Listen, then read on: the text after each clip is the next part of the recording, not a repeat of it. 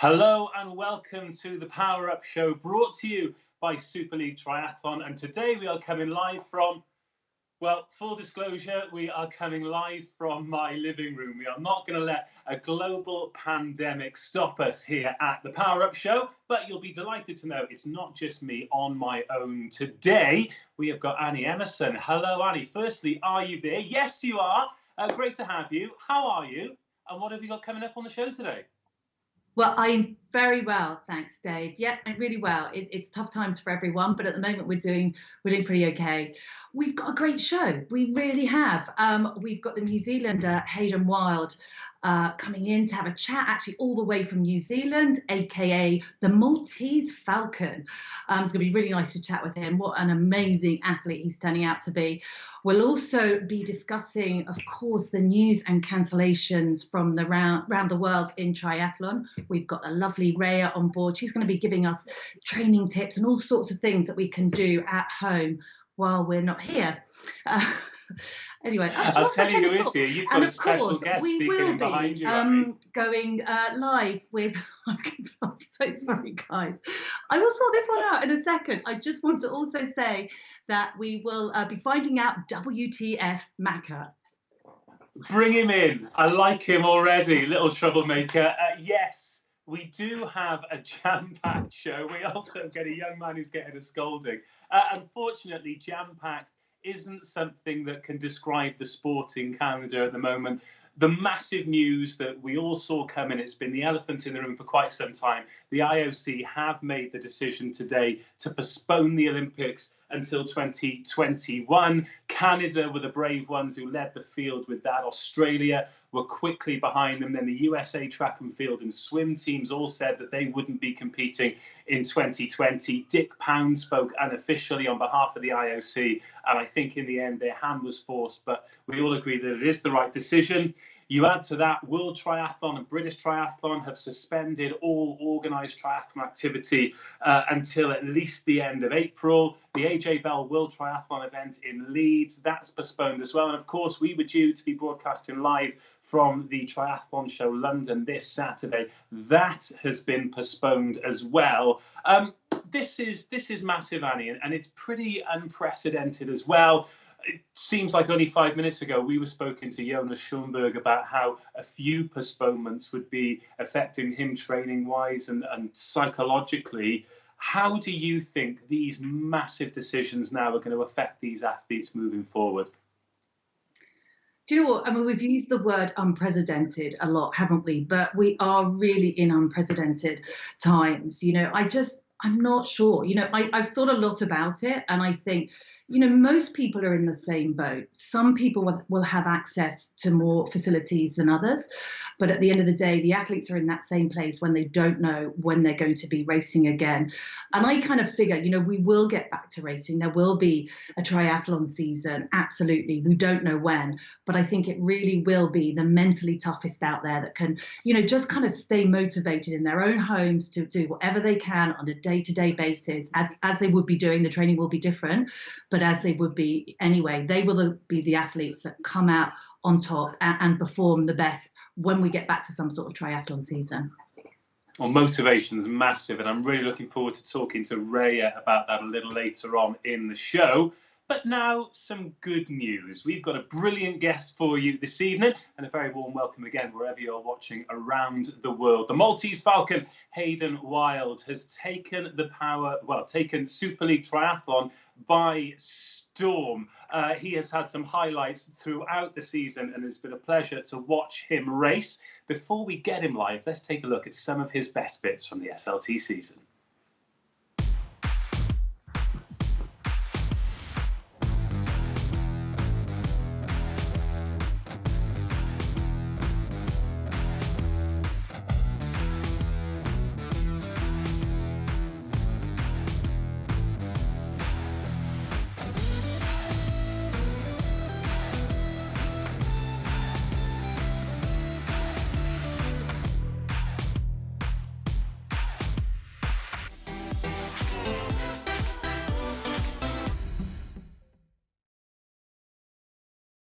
To have you on board. Mate, it looks absolutely beautiful wherever you are. Tell us where you are and what time is it there? Oh, g'day, mate. Good to be here. It's 7 o'clock in the morning, and I'm in self-isolation in a little place called Rotherham. Mate, even though you are self-isolating and training isn't on, you've still got up at 7 a.m. it is now. Really, really appreciate that. Before we get underway, mate, how is the self-isolation going? Obviously, you've had some great races this season, but how are you coping in your own company? Yeah, it's not too bad. I'm pretty lucky that I have a friend that's a vet up in this beautiful little lake. It's about 45 minutes from where I originally lived. So it's the big lake which I can swim in. It's no, but it's doing the job absolutely fine. The running is really good. Get to run around the lake. It's a nice 26k loop if I want to go for a long run. And the riding, because as we're up in the hills. We've got plenty to talk to you about, but while we try and sort that out, Macca has been incredibly complimentary about you, and we constantly wonder where on earth he is. This time, I hope he's self-isolating at home like the rest of us. So, Hayden, don't go anywhere. We're going to find out WTF is Macca.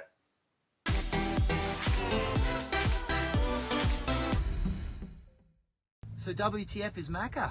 So wow, what a couple of weeks it's been. I feel quite surreal to be having this conversation with you. I had to get out of the house here in Sydney. I'm at home in Sydney, having been in New Zealand 2 weeks ago when we last spoke. And you know, I've got homeschool happening upstairs because I think, like the rest of the world, Australia is now starting to come down with these strict quarantine conditions. Schools are being closed. So I've become a teacher, you know, and trying to teach my kids, which has been an experience. But I'm just hoping big shout out to everybody, hoping everybody is safe and, you know, and following what's happening in the world. It's unprecedented, and you know, it feels quite odd to be talking about triathlon. But we have had triathlon happening over the last couple of weeks, and you know, in particular, I'm in New Zealand, which we saw a fantastic race. But for me, it was watching that Mooloolaba ITU World Cup event last week. It was probably the last race we're going to see for quite some time. But to see the athletes, especially our Super League athletes, still so focused on the job at hand, shows the professionalism of these guys and girls. And for me, my big takeaway from that race, and I was really interested in the women's race in particular, was seeing Vicky Holland back to her fighting best, and over the sprint distance in particular, which is not really Vicky's strength. I mean that with the utmost respect, Vix, but to see you run away from Georgia Taylor-Brown, who finished second, you two girls dominating that race was remarkable. Ash Gentle running in for third was, you know, Super League athletes are all over these races, and it was amazing to see. I was just so proud of you, Vix, and I know we're friends and probably a little bit of bias, but it was just remarkable. The smile on your face said it all, but it was incredible racing. Anyone who saw that would have to agree. And on the men's side, you know, I'm biased again, but I have a lot of time for young Hayden Wilde. He's grown up in Super League racing. We gave him a start 3 years ago when everybody laughed at us, and we've just seen him going from strength to strength. I watched him pick up, you know, the New Zealand 5,000 metre title this year against the best runners in New Zealand. I saw him take his PB from in the 5K down to 13:46 over the 5K distance. Just a huge talent.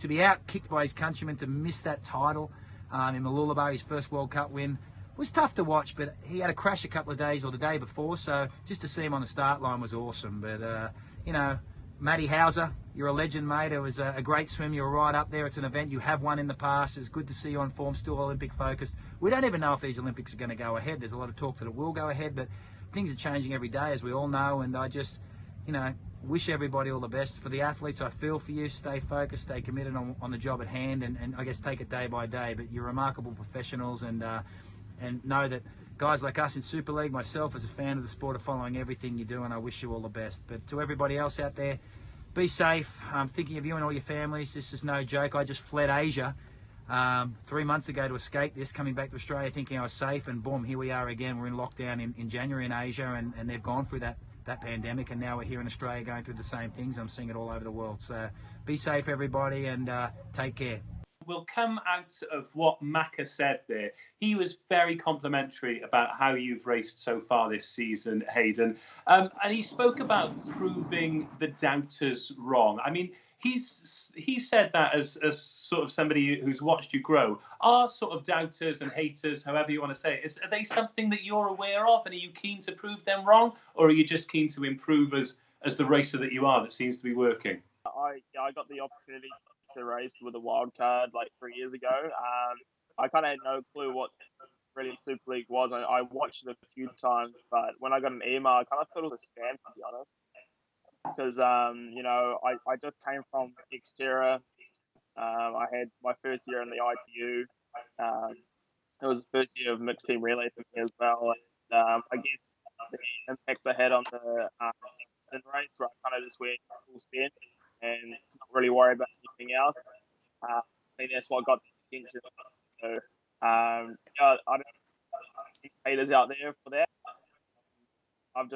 For me, I've just been trying to improve every day. I've only been properly for a good 3 years. So yeah, it's still learning a lot, and I can't wait for years of super racing. So just to add to that, I think, Dave, there, what Hayden was saying, he was obviously talking about his background, which of course was off-road triathlon. He won 2 titles, didn't you, Hayden? Don't want to talk, you're still here with us.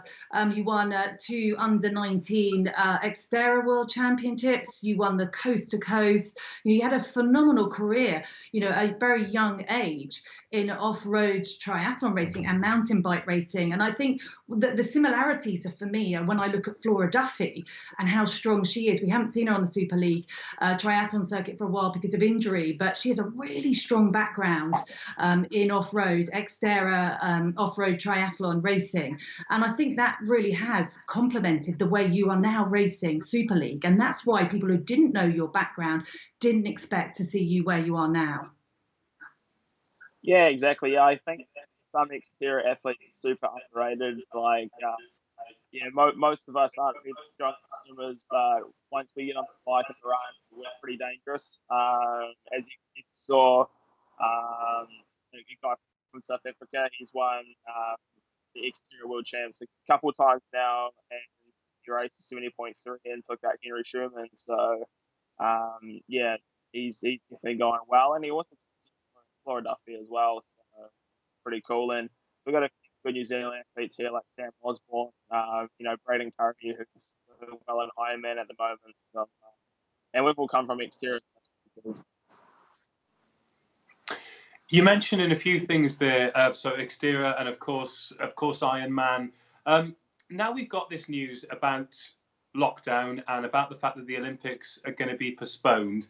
How are you going to go about training? Are you going to have anything in mind, or are you just going to keep ticking over? And how in contact are you with fellow athletes, with opponents, and sort of what's the atmosphere like amongst yourselves and the Super League triathletes at the moment?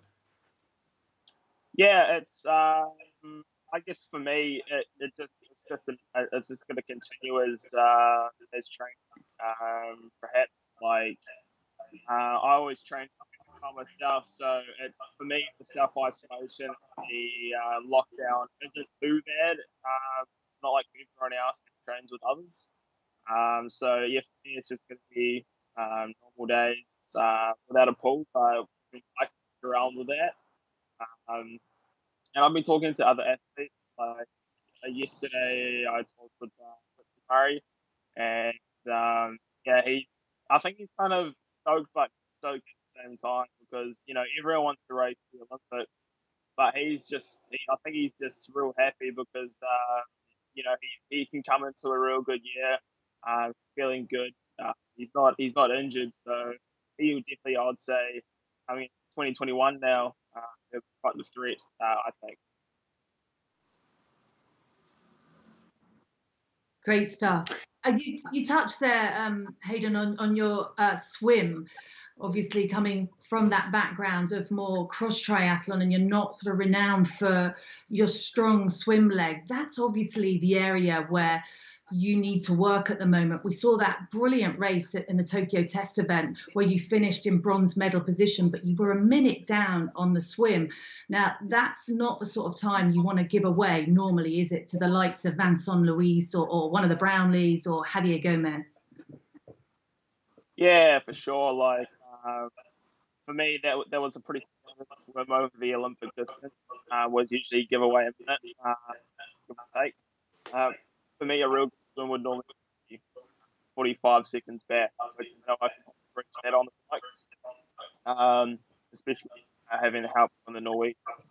For 2019 to 2020, swimming 50k every year, 50k every week, and heading into 2020, and the virus comes and it's no pool, so it's kind of like all that work.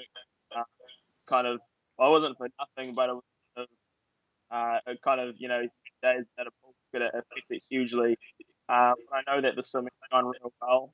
I've been working actually over the summertime, and pretty stoked to get out of the water. 10 seconds behind, and I was in the front group a kilometre into the swimming well at the moment, and we're. Well, the results speak for themselves. No matter what is thrown at you when it comes to racing, you still keep delivering. And I can't have you on the line here without talking about these pre-race crashes, man. You keep coming off the bike, whether it's Malta or Mooloolaba. Firstly, do you think it actually spurs you on to perform well? But secondly, mate, are you okay, first and foremost? And actually, for those that don't know what happened, can you talk us through what did happen recently? You had a bit of a bump. Obviously, we can see that you're okay. But what happened, firstly, in Mooloolaba? Yeah, so I actually had a coffee to catch up with Olivia Matthias and LG, so it was real nice to catch up with them. Had a coffee and a bit of a chocolate slice on pre-ride on the Friday evening to go over the course just to see what it looked like. As the course actually changed as the swell was too big at the original start line. So we were on the new path, and we're about my partner and I, Hunter, we're on the course for about 35 minutes. And literally strolling down the road, but a little bit of a flat going downhill, and these kids. So, well, I wouldn't say kids, I'd say teenagers. They were on the foot, and they decided to cross the road without looking. And then my Hunter and I completely centered into them. And we both went over our path, and I definitely got off. I got a pretty battered up ankle, hematoma, so on my car, and landed on the back of so my shoulders were pretty sore. I got pretty easily with one scratch. With Hunter though, she was for a good 3 minutes. She had to stay in hospital overnight, and pretty much still recovering. I'm back into full swing training where she's up to 20-minute walks a day. So yeah, she got the worst of the crash. Well, mate, that sounds absolutely terrifying. Thank goodness you're okay, and fingers crossed she's back in one piece soon. Take a slight turn here. We're talking about self-isolation and the fact that you're actually coping with it quite well, but you were very honest on Instagram the other day.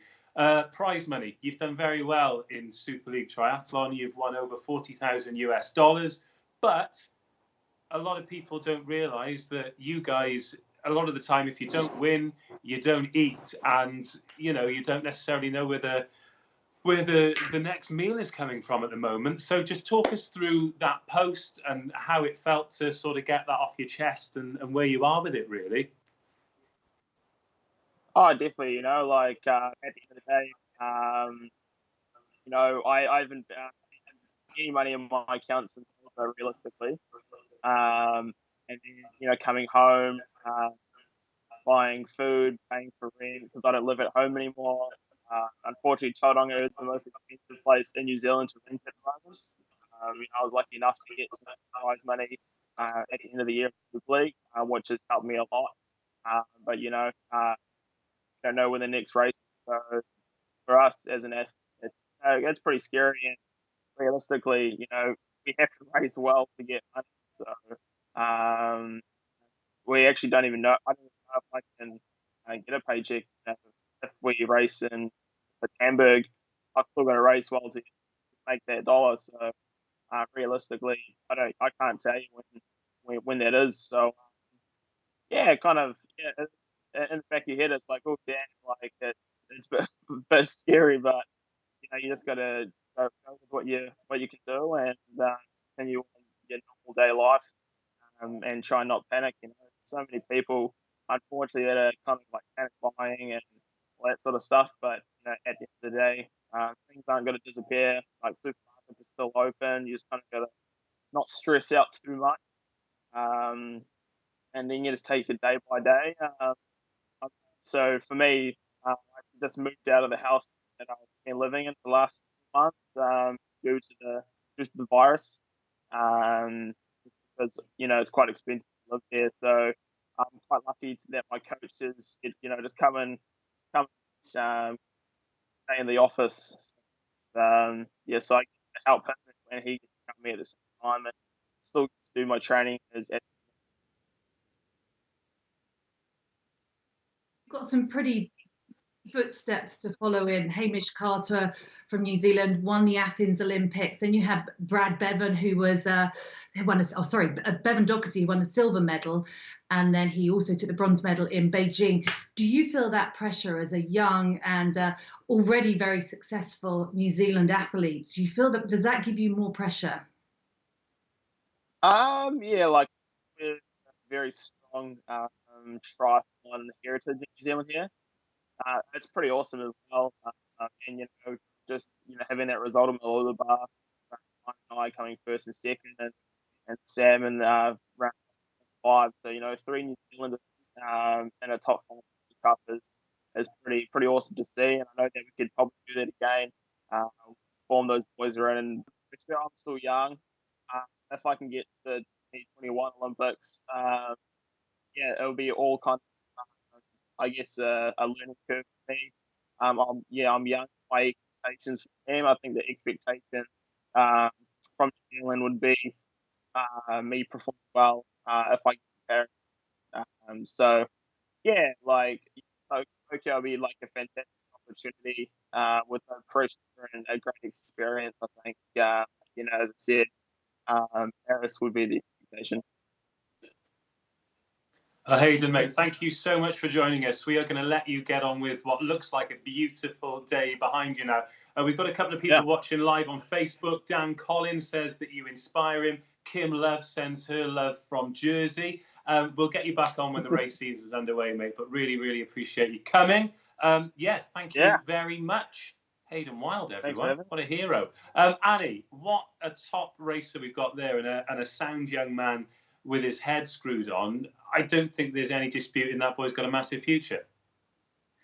Yeah, I'm really backing him now, Dave. I really am, and it's a shame we couldn't hear his answers clearly enough. Really, I think there's a lot more we could have gotten out of him. He's just 22 years of age, and he talked about that race in Malula Bar and the ability to sort of get back up when you've been kicked down. As we saw in Malta, he had the crash on the Friday, came back and finished third in the grand final race on the Sunday, and then of course in Malula Bar, he had the crash on the Friday that he spoke about. He came back and finished really well, and he finished behind Ryan Sisson, which was really interesting, who's obviously his fellow countryman, but he is 32 years of age, which is hardly ancient, but he has 10 years on Hayden, and I think that's why we should be looking at this young athlete. And in terms of Super League, his ability to race those courses so well technically is what really impresses me, and to bridge those gaps, he's just so strong, so technically accurate, she says, after 2 crashes. But I've watched him in those races in the pack.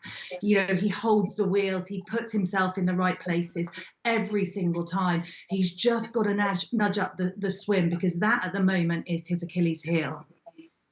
And for a young athlete like him, I know we spoke then about the money side of things, but all athletes are going to be in that boat at the moment, whether they're triathletes. I think football is just about the only sport where the athletes aren't going to be affected massively, particularly in the UK. But the fact that he is in his early 20s, he is the best bike rider, the best runner, he's there with the transition as well, just needs to work on that swim. The fact that over the last season or so, he's made $40,000, it is all there for Hayden Wilde. Oh, definitely. You know, he's made for Super League. He really is. And I think one thing that I watch, which I was so impressed with, is watching how strategic he is. You watch him in transition, you watch everything he does. He has studied this racing to perfection. And that's what really impresses me from a 22-year-old, because I've seen some of the guys in there who are a lot older with a lot more experience making a lot more cock-ups than he does. That's for sure. Well, we can see there that his times are comparable with Vincent Louis, the pink jersey holder, Christian Blumenfeld, who everyone knows when Blumenfeld's on the start line, he is somebody who's going to be there or thereabouts, and Hayden Wilde certainly will be when racing kicks off again. Shall we bring on another, I nearly said special guest then, but she is the beating heart of the team. Raya, you're in self-isolation, as are we. Are you with us? Yes! Hello. Oh, magic. Hi, Raya. How are you? Are you all right? Yeah, I'm guys all well. It's such a shame we can't see each other in the studio, but such is life, and we're all making the best of it. So it's great to be here and great to see you guys via video feed. Now then, Coach Raya, let's talk about how we are all staying fit and healthy physically and mentally at the moment. Self-isolation means training from home. In fact, there are red bricks behind you. Are you currently outside? I am. I have found my little isolation area within our house. So as most of us now are staying with our family or housemates, the time is where we now have to find areas where we can train and utilize our lovely little areas of isolation. And my little escape area is the patio on the outside, because the weather has been beautiful today. I'm using light now because the sun is set. But yeah, this is my little area where I can do strength and conditioning. I can even pull out my turbo out here. I haven't tempted my treadmill yet, but it just means that I can train out here. So yeah, this is my outdoor patio. Really good spirits, which is super important, because one of the things that people really, really struggle with, because you're surrounded by your four walls or your garden or your little bit of outdoor space, is motivation. So I'm stuck at home tomorrow or today, and I can't motivate myself to do anything. Please don't tell me I'm just lazy. I'm not. So how can I get over that mental block? What can we do to beat the block? Well, I think it's really important to know that we are all in the same boat, right? We have had races right up until the end of April canceled, but given we are seeing how the world is self-isolating from the east over throughout the west, I think we're going to see more isolation happening and spending more time at home. So we need to be prepared for the race season to be pushed back, maybe even changed completely. But everyone is going through the same thing. So it's really, really important to stay motivated and keep, like Hayden's training going as normal, but utilizing this time to change things up a bit. So figuring out what you have accessible at home, figuring out what you can and cannot do outside based on your government guidelines, and trying to get the community around you. There's lots of different ways we can talk about doing that. Let's break it down into those sections that all the triathletes need to abide by. First of all, strength and conditioning. What top tips have you got for us for S&C? Well, there's lots of stuff that we can do with S&C, and it really completely depends on what you have available at home. So loads of you have done some pant buying and lots of things like kettlebells and weights and maybe balls, but maybe some didn't get any of those before all of this happened. So think about the exercises that you can do with your body weight. The most important areas that we work on: quads, hamstring, and a little bit of the body. And find an area. So this is my area. I'll give you a shout. This is the patio. I've got Fitball. I've got a little exercises. And I would focus on the stuff with our legs. And if you don't have legs, you can do stuff like standing squats with your body weight. You can focus on doing different movements, side to side. You can do holds. You can do faster movements. So there's lots. You can change it up one-legged. So even if, guys, you haven't managed to get weights or to get a little home gym sorted, there are lots of exercises out there that you can do to keep your tri. There he is. Yes, buddy. Always keep it moving. Like Okay, how well, many what about nutrition then? You can't go out and get your regular stuff. You've got to keep on top of your nutrition, because if that goes, then you've got nothing. So how do we stay on top of that in these unprecedented times? Yeah, that's right. Well, hopefully, as triathletes, our nutrition is on point anyway. So lots of fresh vegetables, lots of fresh fruit. However, we have seen in the past week across the world, there has been panic buying. There has been issues or times when you might get to the supermarket and your fresh produce just isn't there. So get a supply of protein powder, whether it's vegan, collagen, whey isolate, whatever it is that you use. Order a little bit extra, and if you do go to the supermarket and your fresh produce isn't there, at least you know you've got a little bit of stores at home that can help with recovery and with your system. And the other thing is stay hydrated. The more we start training inside, the less we think about all the nutrition and hydration that we normally take out on a hike. So think about extra water bottles throughout the day. Think about extra water bottles when you're on the turbo, and just maintain hydration to keep yourself healthy.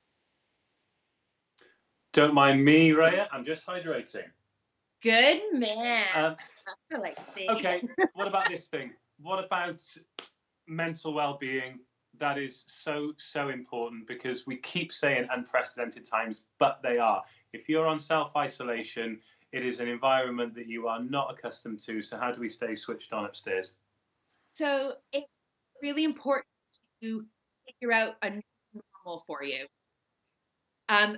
One of the things I say is that the turbo trainer becomes your best friend. So what we've seen in the past is we love going out riding in a social group, right? Every Saturday, Sunday, in your club, there could be anything, 15 to 25 of you. And that's your escapism. The problem that we have with that is that going out in cyclists, one has been banned in both places. And if you haven't been banned from cycling completely outside, we might find it happening soon. So you're riding in one for safety. Let's not, as fit and healthy people, clog up the NHS crashes in the middle of nowhere in Surrey where we need an ambulance. Take it to the turbo and get yourself onto an online community. We're just struggling with the audio, so I think we're going to leave it there. But before we do, I'd just like to get a quick opinion from you on the Olympic situation, because I know the Olympics is something that's very close to your heart, both the Winter and the Summer Games, as a British Canadian. And now it's postponed. I'd just like, before we leave you to go, enjoy the rest of the evening sunshine. Just a quick opinion on the Olympics, please. Well, I'm really relieved that they have moved. And I'm really proud that Canada took that lead. We've had lots of Canadians that have done multiple Olympics. And yesterday, I believe, was one of our most successful athletes, an ice skater, 6 times Olympic, Haley Wickenheiser, who also sits on the Canadian Olympic Committee, made a public plea to the world on social media saying enough is enough, we have to move there. And I think that plea, along with many others, made Canada decide that regardless of if the Olympics was going to go on, it was to not send in athletes. And that luckily sent a snowball, which made the IOC make that executive decision. And I know how frustrating it is for athletes out there, but at the end of the day, we have to think about the global health community and how we as healthy individuals and athletes to set an example for the world. Safety first. Raya, absolute pleasure to speak to you. Sorry the audio wasn't up to much, but trust me, everything Raya had to say was spot on. So make sure you follow her on social and see how she's getting on with her isolation station. Cheers, Raya. See you next time, mate. Bye. Look after yourself, behave yourself and all of that. Annie, are you still there? I am still here. Yes, just about. I'm still here.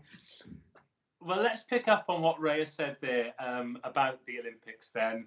Frustrating, but the right decision.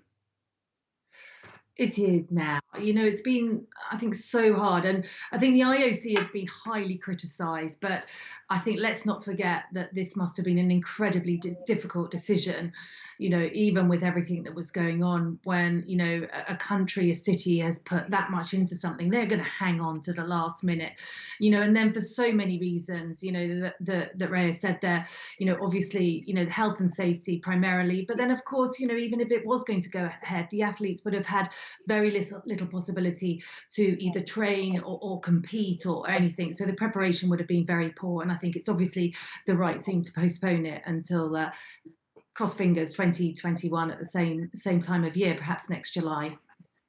What it does mean, though, just imagine we've got the Olympics, we've got Super League Triathlon, we've got all these incredible events that throw such a good party.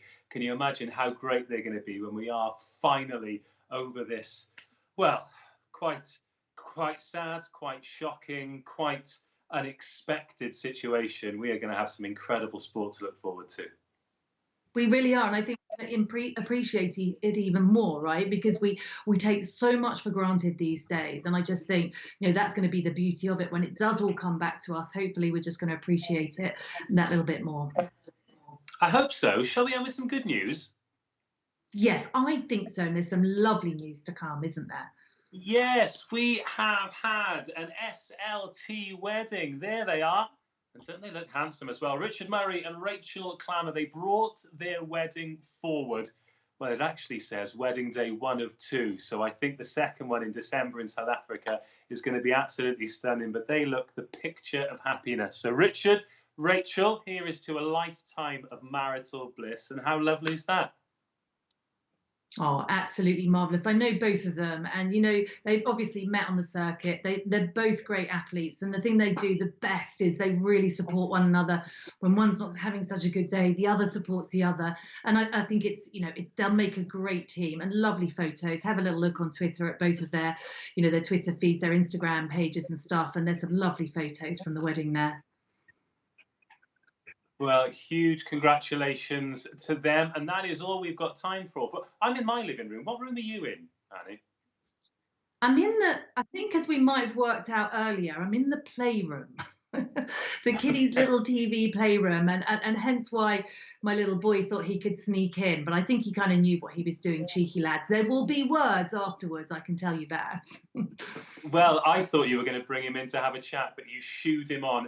Thank you so much for joining us. From myself, from Annie and from Raya, we'd like to say thank you to the Maltese Falcon Hayden Wilde for tuning in and joining us. Always great to hear from him, and we wish him and all of the SLT athletes the best of luck with whatever is next for them. We've got a couple of dates for the diary. 14th of April, we'll be back with the Power Up Show, and next week there will be a special bonus Power Up Show as well. So keep your eye across all of the SLT social channels for news on that. Until then, keep it swim, bike and run in whatever capacity you can. And we'll speak to you again soon. Goodbye.